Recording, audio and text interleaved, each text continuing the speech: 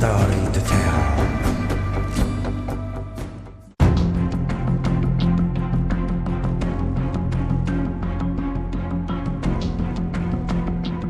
As of April 2019, China has completed receiving all 24 4++ generation Su-35 fighter jets with full weapons and equipment.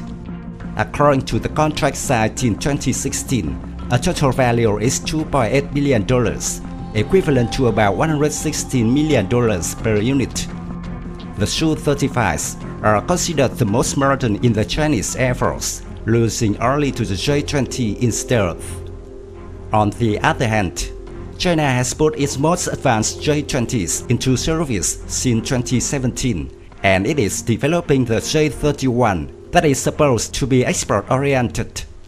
Each J-20 has an estimated value of $110 million. The Chinese claim that the J-20 is a fifth-generation stealth fighter, on par with the US F-35. But the Chinese are still buying Russia's Su-35, and maybe they will buy more. Moscow is offering to sell more Su-35s to Beijing, and according to Asian media, it is very likely that China will agree.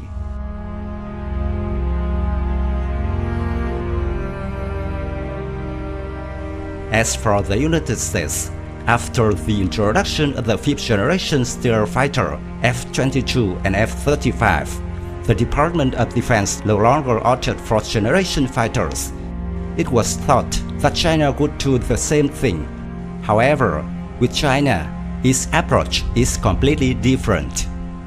The Chinese military currently owns about 3,000 aircraft, roughly the size of the US Air Force, of which about 1,700 fighters.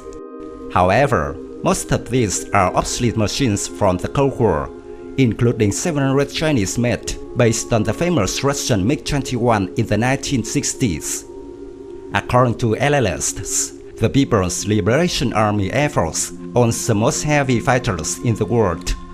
The Chinese heavy fighters are mostly Soviet replicas of the Su-27s. Based on the Su-27, the Chinese have successfully developed replicas such as the J-11, J-15 and J-16, while also operating Russian Su-30s and Su-35s. They are even more numerous than other Russian-class aircraft.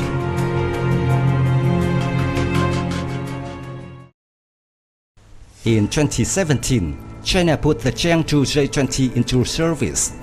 It was the first Chinese-made heavy air superiority fighter, and it was also developed from the Su-27. The J-20 was also China's first stealth fighter and the first fifth-generation fighter in service from a country other than the United States. As of 2019, Beijing has about 50 J-20s, and it seems impossible to produce large numbers of complex and expensive fighters in a short time. Beijing's introduction of the fifth-generation stealth aircraft to service as a counterweight to the US F-22 and F-35. On the other hand, the Chinese Air Force still faces logistical challenges, namely how to maintain a large number of old aircraft. Based on what China has been doing, it has no intention of eliminating previous generations of aircraft, and Beijing doesn't seem to have enough faith in the J-20's future either.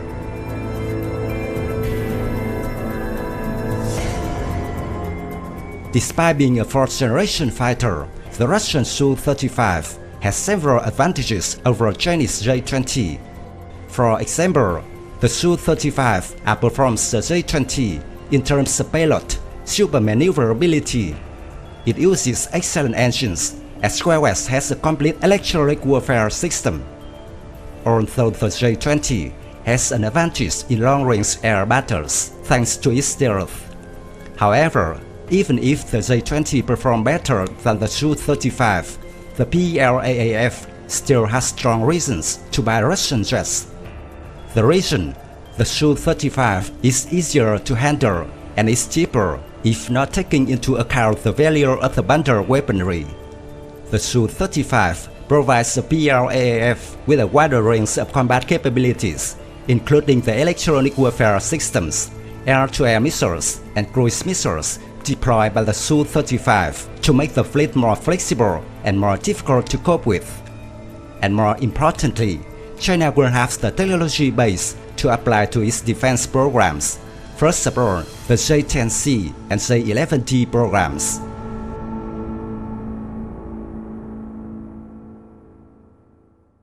Since 2006, the Su-35 has been offered to China, but China was not interested in buying in bulk, but only wants to buy a small batch of Su-35s from 4 to 6, or even some systems mounted on the Su-35, such as the Orbis radar or AL-41FS engines. The Russian side announced that it was ready to sell to China, but not less than 48 aircraft, and only when the test results of the China's domestic engines were not very positive, China accepted the offer to buy the Su-35. At that time, observers doubted that China's action was to get the engine, copy it, and put it on the J-20.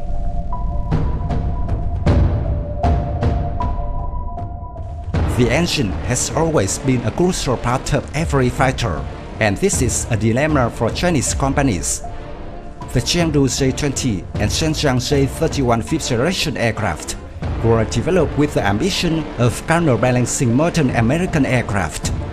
But China's jet engine manufacturing capabilities have not kept pace with other sectors of the aerospace industry, and models like the J-20 or J-31 are still incomplete due to the lack of good enough engines.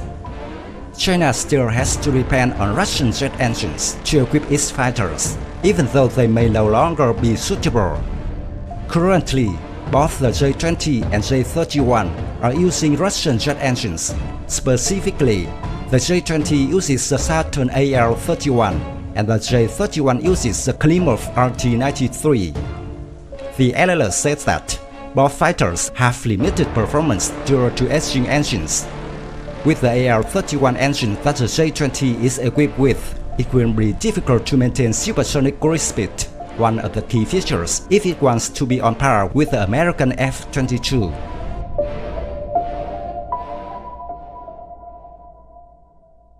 China has two options for getting advanced jet engines, either purchased from Russia or developed by itself.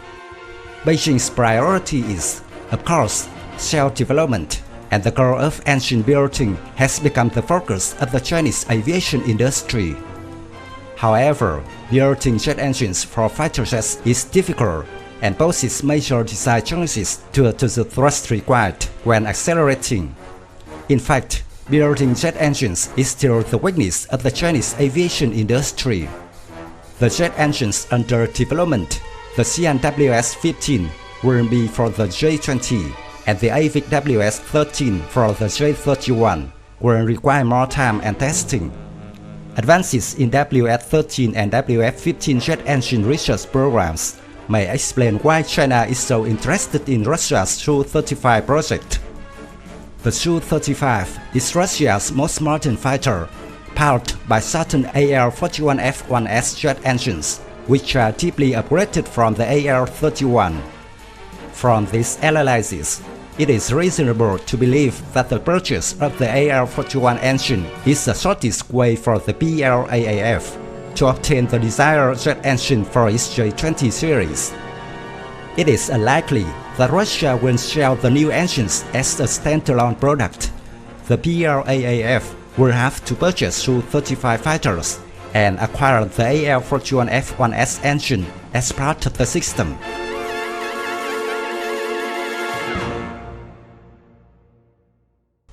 In addition, it should be noted that economic and political factors can also play an important role in the agreement between China and Russia, especially in the context of increasingly close bilateral relations. It would make sense to consider buying more Su-35s to be China's support for Russia, a country with an economy struggling with US and Western sanctions, but still possesses a formidable military research and development prowess.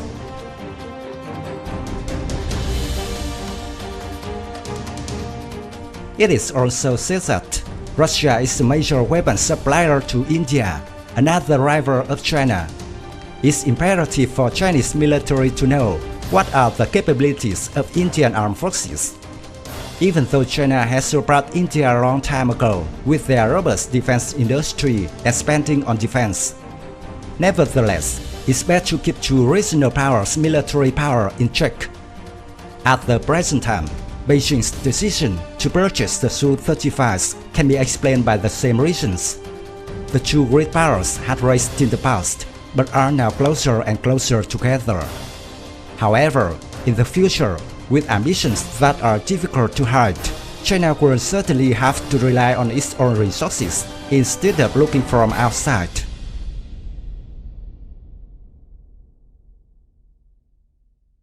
My video about Russian Su-35 ends here. Thank you for watching. If you find this video interesting, please give me your thumbs up. Don't forget to subscribe to support the channel. Goodbye and see you again.